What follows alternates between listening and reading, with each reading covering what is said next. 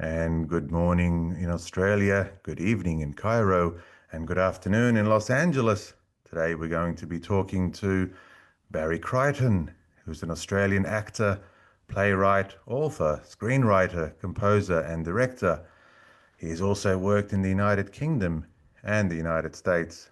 Creyton was born in Brisbane, Queensland, and began his professional career in radio and review in Melbourne, and became well known in Sydney, starring in and writing popular comedy melodramas at the Music Hall Theatre Restaurant in Neutral Bay.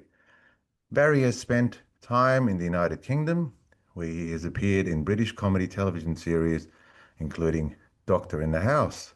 Following his return to Australia in the 70s, he appeared in television series such as The Sullivans and Carson's Law.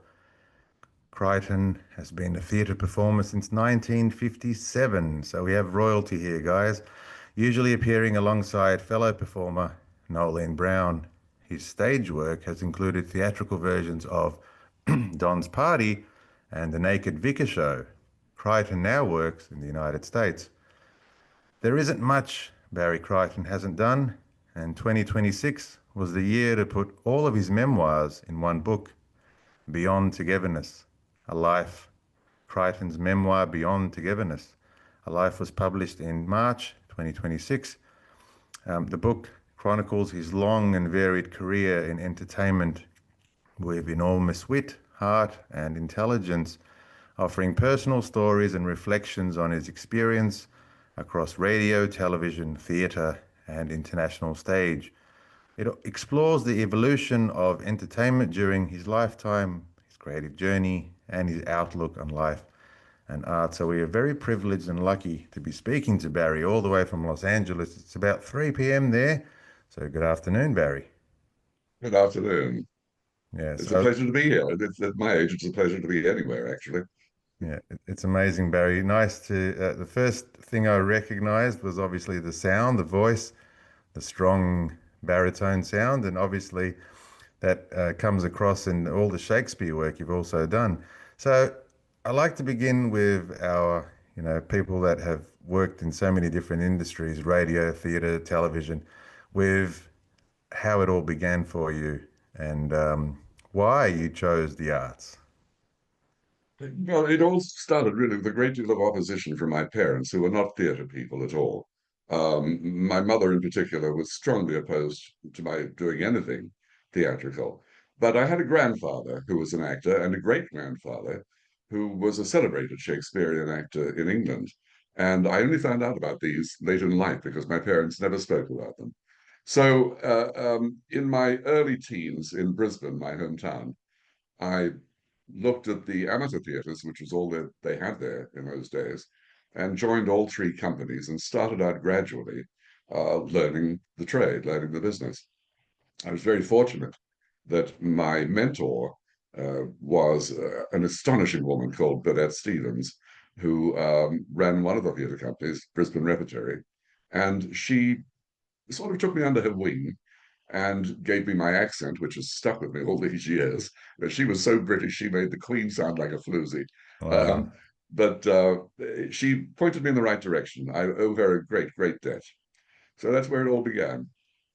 Yeah, and was the beginning radio for you? Did you get a lot of training? This Yeah. radio was a professional business in Brisbane in those days. So at about 18, I started doing radio plays, short schools broadcasts, and some national radio plays. By 20, I was playing leads in them, which was very nice indeed. But I always enjoyed radio. I've always enjoyed radio. Wow. So the plays in the 50s, were they British plays or were they Australian plays? Because there were They, playwrights like Lawler and Olsen. Were there plays on no, radio or was it English plays? in the theatre, the three companies that I was a member of then did. One company did the classics. They did the Restoration comedies, the Commedia dell'arte comedies. They did Shakespeare. Babette's company, Repertory, did mostly commercial plays, British and American, and that's good training ground. That's very good training ground because I've been involved in commercial theatre for all of my life, never really sort of the esoteric Shakespearean. high-class theatre. It's always been commercial theatre. And radio I did one Australian play on radio. I played the lead in a play, a Seymour play called Swamp Creatures. I don't know if you know that, but it was a very good play on stage. It made a very good radio play as well. And did that require the Australian accent back then, or was it It did. similar? You bet it did. Yes, it Yeah. did. It did. Yeah. I had to drop all this pommy stuff and become Australian that way. I've done that Wow. a lot over the years. So what is radio training? What was radio training for you like back then? Was it how to sit at the microphone or? No, everything was do it yourself in those days. I've worked a great deal in audio production in Los Angeles here over the past couple of decades, and it's a changed business now. In those days, radio plays were done in one studio, one big soundproof studio, around one microphone. So you had people juggling scripts, turning pages so they couldn't be heard into one microphone, and a sound effects man in the corner doing galloping, whatever it is, doing galloping horses, whatever. These days, audio production requires at least 6 microphones, one for each actor in a group. I've worked with 20 actors in the Shakespearean productions I've done on audio, and it's really a very complex process now. You record each voice separately so that they can be remixed later if you want to. You record the music soundtrack separately and the sound effects separately, and then spend a couple of weeks in post-production putting them all together. It's a very sophisticated business now. Yeah, and you mentioned you got training. So what is voice training? Because I do a bit of that when I do my opera, and there's a technique of lifting the sound up to the mask area for opera singing. Is it the same when I, when I really don't know. I don't know where. I never really did any formal training for voice. It just sort of happened. I found that obviously I was told in my teens it was necessary to be heard in the back of a theatre, and that was principle. So that meant finding where your diaphragm was and using it to keep the breath in control. Um, yeah, it projection? it was a process of learning by doing. It was a do-it-yourself business for me in those days. Yeah. And what was Australia like back then in the late 50s and 60s? I mean, I've had some great guests on. I've had Roger Ward, who began in the early 60s. I've had the great David Williamson on, who also began Yeah, in the late 60s and who wrote the fantastic Australian play Don's Party, which you also performed in London. I So did in I, London. w- Yes. I want to move on to London when London came calling, but what was the reaction of the average Australian back in the 50s towards culture and It stage? was not as good as it is now. Believe me, Brisbane in my teens was a large, sprawling industrial city with a very brown river. Um, they didn't care much about the arts. The amateur companies, the amateur theatre companies, did their work to a good audience, but they were minor by comparison to the way theatre is now in the capital cities in Australia. It's changed enormously, and I think a great deal of that change came about because of the Mavis Ramsden show. Prior to that, Australia was a very conservative country, and astonishing as it may seem, the Bramston show tackled both sides of politics and satirized each, I think, equally. But as a result of that, I think the country changed from its deeply conservative values to something more liberal. Liberal, of course, in Australia means conservative, doesn't it? I've lived in the States too long. By liberal, I mean a left-leaning, sort of all-encompassing. Wow. So let's move on to when London came calling. What was the initial? I mean, that's a lot of the Australian, even Bruce Beresford, Albert Tucker, a lot of the artists back then, they just left. They said, "There's nothing here." A lot went to London, a lot went to Paris. It was not quite the same for me. The decade of the 60s was a very busy one for me. I worked relentlessly. I established my name in theatre at the Music Hall in Sydney, where I played the villain and everything, and I wrote 2 plays for them, 2 shows. And then the Bramston show came about as a result of that. And that was, as you know, groundbreaking and record making in Australia. And that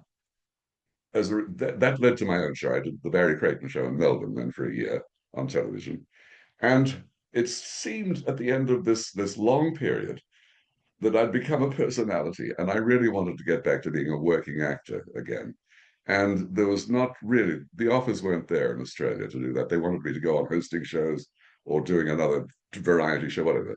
And I thought the only way to do it was really to go to London and start over as a working actor, which I did in 1969. Yeah. Was this in contrast or at the same time with Graham Kennedy and obviously John Laws? Were they also there at the same time? They were, yes, Graham was a very big deal in Australia in the early 60s, Graham Kennedy.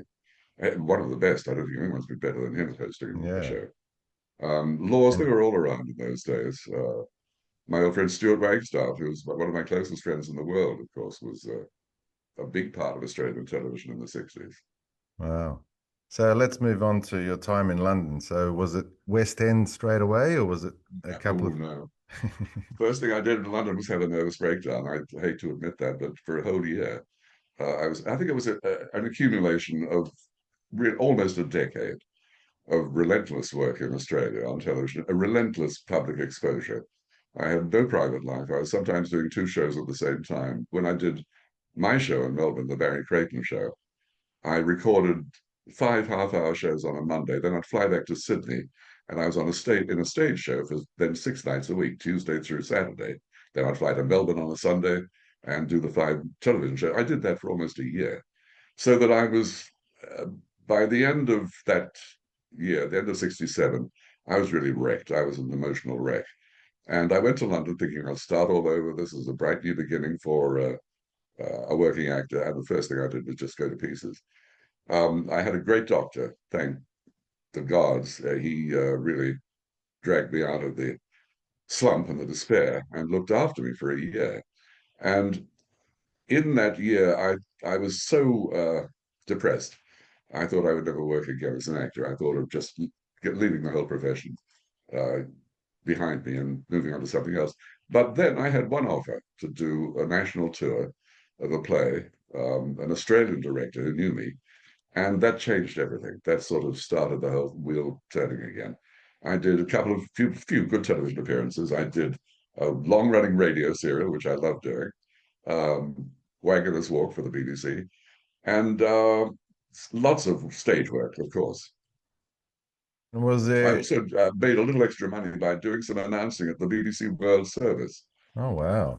So there wasn't any intimidation by the English back then because you were from Well, Australia. It was the accent helped. I passed for Palm, you see. straight away. Yeah, yeah. And Yes. actually, I was saying at the beginning, you're a baritone. No, you're a bass. You are an actual bass, which is amazing. Well, I've never heard a sound like that before. I haven't. It's fantastic. So, the start was a bit difficult. Where were you staying in London? Because I lived a year and a half in London also in about 15 years ago, trying my luck at, certain things. And yeah, I was staying in Shepherd's Bush, Hammersmith. yeah. Yeah, it was really Well, cold and yeah, there was I an get back Aussie to pub there. I had very good friends in London as a result of that decade I spent there, and I get back every year to see them mainly and to see a lot of good theatre. At first, I stayed in Chelsea.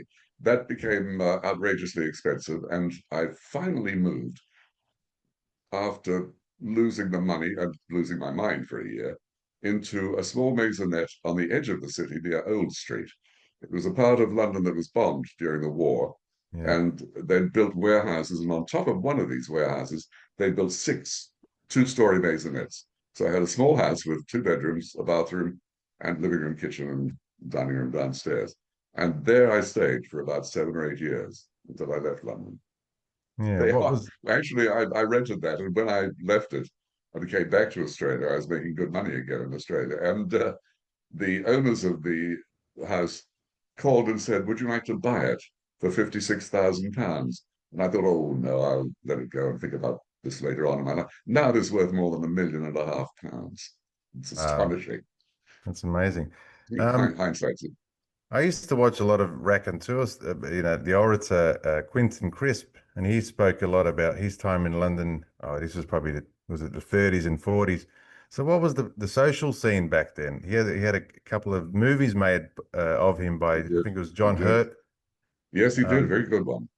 The yeah, Naked Civil Servant. It was a very good The Naked picture. Civil Servant. Yeah, and Yeah. and I love those movies. And then the second one was the Sting song, the Alien in was it the Alien in New York?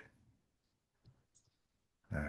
Yeah, but anyway, the naked civil servant. So seeing those nightlife parties and all those social gatherings were really interesting for me. What were they like? I'm not a great socializer in that sense. I don't enjoy big parties. I never have. No. The small group of friends that I made in London, I've kept to this day. I mean, they're very close to me. Um, Mostly I've made through the shows that I did, actors that I worked with, actresses that I worked with. One of my closest friends is an actor I worked with in a musical in 1973. Another is an actress, Barbara Ewing, who now is a very celebrated historical novelist. And we've all remained very close over the years. It's a long time, but we've retained our friendship, and that's somehow more important to me than socializing on a large scale. Yeah, definitely. So let's talk about your stage career in London. So your auditions for Merchant of Venice, were you Merchant of Oh Venice? no, that I did in Australia in Oh, 1961. was that in Australia? It, Okay. Yep. it was for the ABC, and it was one of the first big live television because they didn't record in those days Yep. uh, for the ABC production, and it was a wonderful production. Only recently, an Australian historian, Stephen Vagg, got a copy of the thing. I thought they'd destroyed them all years ago, and sent it to me, and it looks really quite good after all these years. But always, you know what it's like if you see yourself in something decades on, you think, why the hell did I do that? Why didn't I do it better? Wow. We Um, we, but we it's still actually a good production. yeah, we actually had Deborah Verhoeven on the other day, who was the CEO of the Australian Film Institute, the AFI, and her life has been spent collecting and looking after collections and archives of all Australian productions. So if you need to look at something from your time, let me know because I her sure work is will. I so sure interested. will. Interesting, Yeah. yeah. It So was what? fascinating. Before I wrote the memoir, Stephen Vagg got a lot of those copies of those things I did in the 60s on television to me, and I could see them, and I was able Yeah. to write about them. Was there anything done at Crawford Productions? Yes, that was when I went back to Australia in the late 70s and the 80s. I did a Okay. lot of work for Crawford's. I loved the stuff that they did. I was a lead writer on a series called Casting's Law Yep. um, for 2 years, which I loved doing. I just wrote for that. I wrote a great guest part for myself in one of the episodes, of course, but Wow. mostly I wrote for that series and I loved it. I did. Never did any more than 10 weeks, 10 episodes rather, on a soap opera, night or day, because I didn't want to get in the way of what I was doing in theatre, which was more important to me. So I did 10 weeks, 10 episodes on a series called Skyways, which was about an airport. I don't know if you know that series, but it was good fun. I loved doing them. I did lots of guest shots on Cop Shop, the Sullivans, all of those. Yeah. So I did some work with John Orsick. Do you remember John Orsick? He was on Cop Shop. Yes, I do. Yeah, Yeah, and he was in Peterson, David Williamson's Peterson of Jack Thompson. yeah. He co-wrote a play with me a couple of years ago. He's an Right. interesting man. Yeah. So work in Shakespeare. So what's the technique of Shakespeare? What's the secret to It's good Shakespeare? Is it the what's secret is it? to honor the playwright. These days, everyone wants to do some bold new imagining where they set Julius Caesar in Nazi Germany, or they set Richard III played by a woman, or Queen Lear. It's really that's Shakespeare is revolving in his grave as they do these. The I was never terribly familiar with Shakespeare. I did some in my teens, obviously, because it was training for me. I did the wonderful Merchant of Venice, in which I played Lorenzo, the young lover, in 1961. Then I did no more until the 80s when I started directing some Shakespeare for audio production. Yeah. And that I enjoyed enormously. I directed, we had spectacular casts for all of these. The last thing I directed for LA Theatre Works, which is a very prestigious company, was As You Like It. And I had the legendary Oh yeah. Stacy Keach. Oh wow. Stacy Keach played Jaques, which was wonderful. Yeah. There's the iambic pentameter that everyone talks about when it comes to reading Shakespeare, the ta-tum, ta-tum, ta-tum, ta-tum. You seem like you already have that in your sound, the rhythm of the poetry as you go along. Everyone always talks about that when you read Shakespeare, how to read Shakespeare, but I've always found that fascinating. I think that you have to be aware of the poetry in Shakespeare without leaning on it. I don't think that you have to give an audience a rhythm, like a beat, beat, beat for 5 beats to the line or whatever. I think you have to make it totally understandable to the audience while keeping in mind the poetry that's behind what you're saying. Wow, I think that's fabulous. What about the silence between the phrases and the how important is silence for stage work? silence is important. When I was a kid, when I was young, starting in theatre, modesty was my mentor. I used to take long pauses because I thought they were very effective, dramatically. And they called them Macready pause because the 19th century actor, So Macready, what Nacreedy, okay. Macready, used to take long Wow. pauses. And she said, timing is a pause. A Macready pause is milky. And she said, that's the difference. Never milk, time. So I shortened my pauses over the years. Wow. What about some of the other? There was a couple of English actors actually that came to Australia in the late 60s and 70s. I think Alan Cassell. Do you remember Alan Oh, I Cassell? knew him. I knew Alan well, yes. Yeah. I did a play with him on stage. Which one? I did a terrible play at Perth National Theatre called Suddenly at Home. It was a thriller. Oh, It was wow. they. It's a long story, but they'd contracted uh, to do an Anthony Shaffer thriller called Murderer, which was wonderful and has a great part for the lead actor. And they lost the contract, so they decided to do a lesser, an inferior thriller called Suddenly at Home by Francis Durbridge. And I tell you, Jesus Christ, is it dull? It is all the exposition is by phone. And we used to call Suddenly at Home Suddenly a Phone because all the exposition was done by telephone. And we had great difficulty keeping straight faces during that production. The entire cast, terrific cast, mostly faced up stage during so that we could laugh. We could chuckle to Wow. ourselves. Wow. So yeah, when I first the first film I saw of Alan was The Club, 1982. David Williamson's The Club. He was playing the mean, harmful administrator in the boardroom. Yeah, Yeah, I love he was David a jolly good Williamson's work. actor. Great Yeah, writer. Can we yeah. talk a little bit about your experience on Don's Party? So, which character did you play for the stage? I played the terror. You know the play very well, I Yeah, oh expect. yeah, oh I yeah. played I played the terrible upright wine tasting guy, and Oh, Ray okay. Barrett was in the London production as well, and he played Mel. I And his think. first line when he came on stage was pointing to me and saying, "Who's the pufter with the poker up his ass?"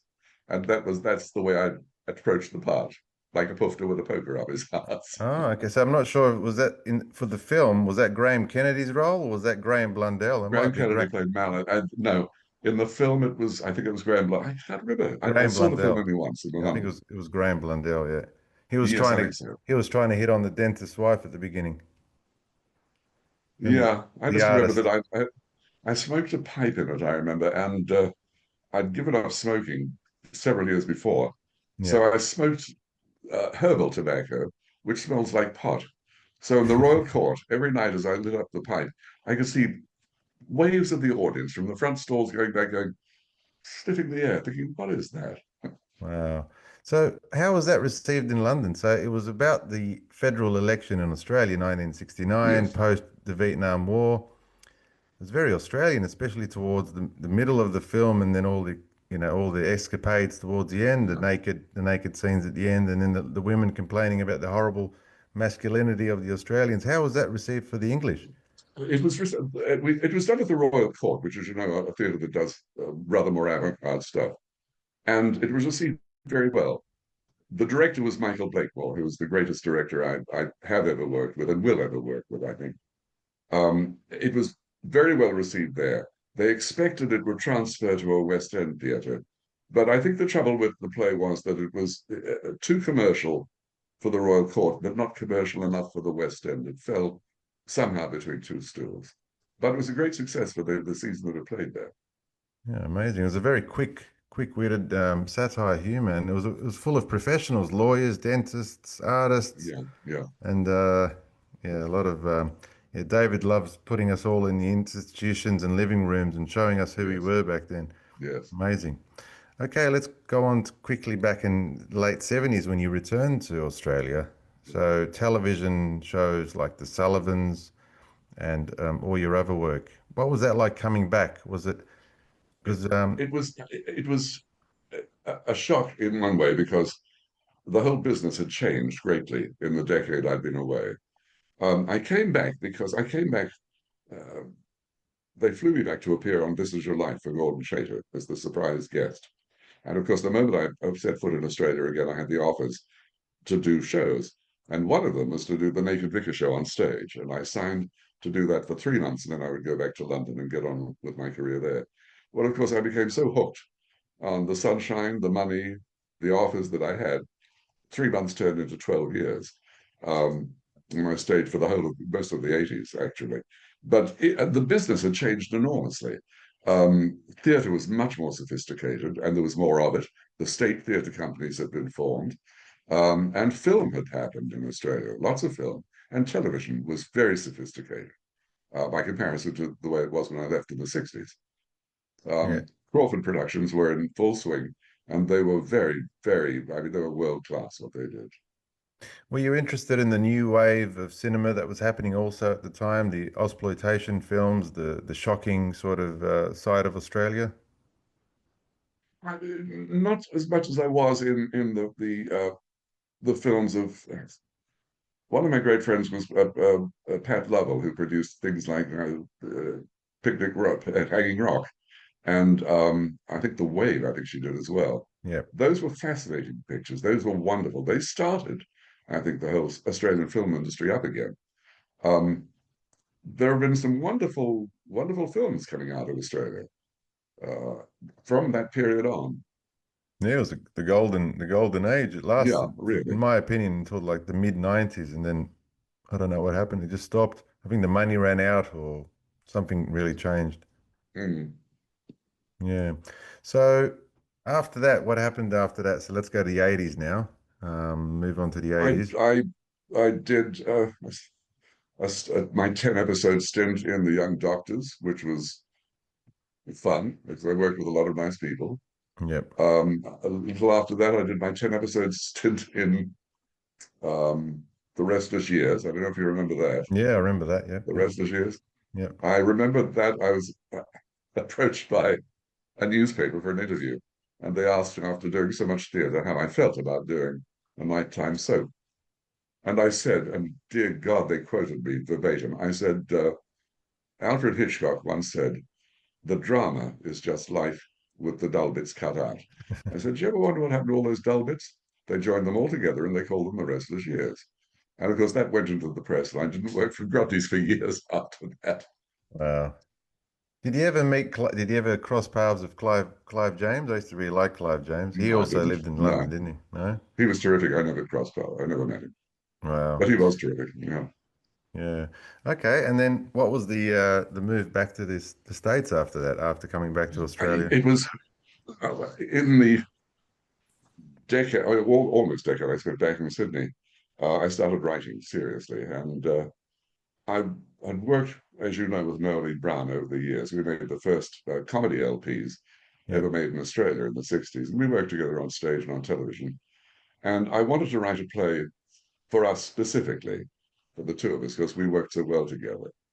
And I wrote a play called Double Act, which is a play about incompatibility, marital incompatibility. It's about two people who are divorced for 10 years, get back together again and make all the same mistakes they made the first time.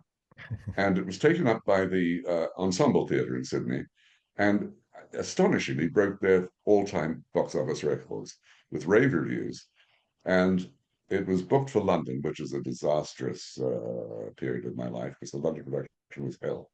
But Uh, it was an immense success there. And since that time has played, it's been done in about 20 plus languages. I've lost count of how many. There's in Germany for 30 years, there was never a time when it wasn't on somewhere. It's currently playing in Poland, in Krakow, and it's just about to open in Budapest. So it's been on for years, an amazing success. wow. That took me to New York because the rights were bought for a New York production, and I was there to sign the contracts. Then I went on But to London, where the London production of the play Double Act was to take place. They forced two actors on me who'd never played comedy and were I didn't want but was forced to take, and they made a mess of the whole play, for which I've never really forgiven them. All right. Simon Cadell, uh, uh, terrible, po-faced actor, and an actress with no comedy in her whatsoever called what the hell is her name? New Zealand actress. She's gone back to New Zealand, I'm happy to say. So what is comedy? I got trained a little bit by Howard Fine, a great he's a acting coach from Los Angeles. He said that comedy is not trying to be funny. It's you trying to do something serious and not getting it done, and It's that's deadly the fun. serious. Yeah, yeah, Yeah, we used to watch the Charlie Chaplin scene when they're feeding him all the food in the machine, and he's actually that's right. trying to eat the soup, Yes, and because yes, he can't do it, that's the funny part. And I think also yes. Betty Davis in the factory scene when she's trying to put all the chocolates on Oh, the oh, production line. Lucille Ball, yeah, from the Lucille Lucy Ball, Show. sorry. That's Yeah. right. And because she That's couldn't get right. it done and she had a time limit, that was the funny part. She wasn't trying to Yeah, be funny. So it's a it's very drama. special. It's a Yeah. very very special art comedy. You either have it in you or you don't. I'm thank the gods I had it in me all my life because I've done mostly comedy all my life. Yeah. Um, He also did work you with Gary McDonald and his wife Diane Craig in '96. He's a great comedian, isn't he? He's wonderful. He did double act. He did a revival of double act in Australia, which was Wow. wonderful. They were Yeah. both terrific in it. Yeah. Um, but the great actor of the 19th century, Edmund Kean, when he was on his deathbed, a friend was sitting with him. It's a famous quote. And the friend said, "This must be very difficult." And Kean said, "No," he said, "dying is easy. Comedy's hard." And it's true. Comedy is very hard. You have to be Yeah. in control of what you're doing. You have to be in control of the audience, what they're seeing. You have to time what you're saying Wow. with their laughter. I remember I did a farce in Sydney with John Inman, the British comedian, and one of the women and one of the girls, and it was played by a wonderful actress, pretty actress, who'd never played comedy before. And she came to me one night and she said, "I don't understand." She said, "What is timing?" I said, "It's simple. If they laugh, don't talk. If they don't laugh, talk." That's it. If they're Timing. laughing and clapping, just keep quiet. Yeah. Exactly. Wow. But it's a special art and I love it. I absolutely love playing it. The sound of laughter in a theatre is somehow more rewarding to me than the sound of applause. The sound of laughter after a legitimately played comedy line or piece of comedy business that springs from character or from the dialogue, it's much more rewarding to me than applause has ever been. Wow. There's one I wrote a play called Valentine's Day in the 80s, which has also been done in several languages. And there's a short piece of business in Act Two, which took us all by surprise. I wrote it for Nolan Brown, my old friend Donald MacDonald, and myself, and Maria Venuti. Do you remember Maria Venuti in Sydney? She had the very large breasts. Yes, she played the lovelorn Jewish widow in it who was after Donald MacDonald's body. And there's one little scene in Act Two where there's a hitman. I can't describe the whole plot to you. There's a hitman hiding in the bathroom. And Maria makes a long speech where she's going to look after Donald for the rest of his life. And Donald had one line and it stopped the show every night. The laughter went on for 20 seconds, which is a long, long time on stage, a long time on stage. And on the first night when it happened, Donald and I were so taken aback by it, we had to invent business to fill in the long pause until we got back to the play. That happened every night. And of the other companies I know in Australia who've done the play, they say that same spot in the play happens every night. There's a laugh that's so long they have to just hold things up till it's finished. That's Wow. very rewarding to me. Definitely, definitely. In 1988, you received the Norman Cassell Memorial Award. Was that before going back off to the States, obviously? Yeah. Yes, it was. I'm sitting on my mantle as I speak right above me here in the den. Oh, wow. It's been around the world with me, that award. Amazing. I got it. They're for very, very flattering, outstanding contributions to Australian theatre as actor, director, and playwright. So I'm very proud of that one. We are really privileged to have you, Barry. I won't take much of your time. We could probably have a part two if you have more time down the track. Can we talk about the book now? How you when you decided to put all of the work together, all of the memoirs together, and then finally finish the book? Yeah, it's I I'm not a prolific playwright, so I started writing novels in the time I had to spare. I've lived in the States now for 36 years. It's a long time, It is a long time, and yeah. a really long time. It's a lifetime. So this is home to me now. Um, and I've directed here. I've acted very little acting because I'm reaching an age now where I don't want to do it anymore. And writing became more important to me. It always has been a part of my life. And I found that rather than writing plays, I was writing novels, and very successfully. They've been around the world, and one of them was nominated for the annual Goodreads Award here in the States as best novel. So I thought this is a good way to go. And writing prose every day of your life. I suddenly remembered Nolene Brown kept prodding me all for years. She's been saying, "You've got to write your memoir, write a story of your life." Oh, And yeah. I always said to her, "It's not important enough. It's nobody will read it. It's just, you always think the insecurities kick in and you think, nobody's going to read this. Why should I bother spending months writing it?" Then finally, I wrote a couple of paragraphs, showed them around, and people said, "Yeah, go for it." So I did. I finally finished the whole damn thing. Wow. It was it's people say, was it cathartic? It's not really. It's just getting memory down on the page and making it as amusing as possible. You've read it, so I hope you laughed at some of Yeah, the it's jokes in lovely. there. It's hilarious. Amazing. So what is the difference? I love the way David Williamson describes the novel to the play, the difference between the novel and the play, taking the essence of the novel and putting it into a template of a play. How do you change hats when you Uh, write a novel and then you write your plays? the three different it's different genres: screenwriting, playwriting, and writing prose for a novel. In a play, you write what the actor does, and you can, in parenthesis, write what he thinks, but it's up to the actor to show you what he thinks. You can't have Physically. him saying, "I'm thinking this," to an audience. In a Yeah. novel, you can quote their thoughts. You can say he thought about this before he spoke, whatever. And for a screenplay, you're obliged really to show more than you tell. It's a visual art. So they are three entirely different methods of writing. I enjoy writing novels because you can express the character's thoughts as well. Yeah, you can talk about all That's the one of those. all the details of all the little things they're seeing and smelling and all Yeah, that sort of yeah, stuff. Yeah. you bet. And I guess that you've also done a lot of directing. So when you direct an actor, you would put him into that space where you tell him there's something there that smells. There's a box in that room. No, there's a Yeah, box there. Yeah, that's everything I amazing. know about directing, I gleaned from working with Michael Beckmore, who was a great, great director. Um, well, he left us last year, but I remained friendly with him for many years. Um, he had a vision of the entire play to begin with, so he knew exactly where he was aiming.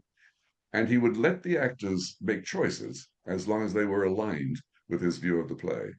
So he was not he's a collaborative director, Yeah, but he always had his view of the play. That's what you saw in the end, and it was yeah, always the right one. That's, I yeah. think, is so important, and always to give having been at both ends of the stick, to give an actor room to think about what he's doing is very important, I think, as a director. Yeah, they can only do it if they understand where they're going and Yeah, what they want. yeah, I think Stanislavski used to say, you've got 24 people in a room on a stage. You'll be an idiot not to use their imaginations. You'll be a fool. Let them yeah, explore. Let them find their yes, own way, as long as it yes. does match the vision. Can we read a little bit of your book before we go, Barry? It's been an absolute I, pleasure.